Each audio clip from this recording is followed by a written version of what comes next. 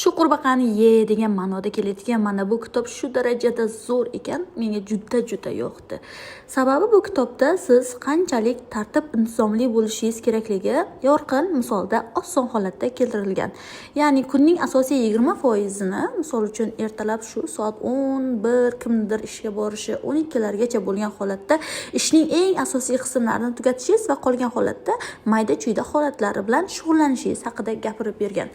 Bu kunni qanday qilib effektiv darajada oshirish, natijalarni ko'tarish va o'zingizga bo'lgan ishonchni yanada ko'payishi haqida gap ketgan. Chunki siz asosiy oldinga qo'ygan narsalaringizni bajarib tugatadigan bo'lsangiz, o'zingizdan qoniqish hissi paydo bo'ladi. Misol uchun kunning dastlabki 20% da ertalabki holatlarida eng kerakli ishlaringizni tugatdingiz va ishonch bilan qolgan ishlarni ham tugata olish imkoniyatiga ega bo'lishingiz haqida gap ketgan.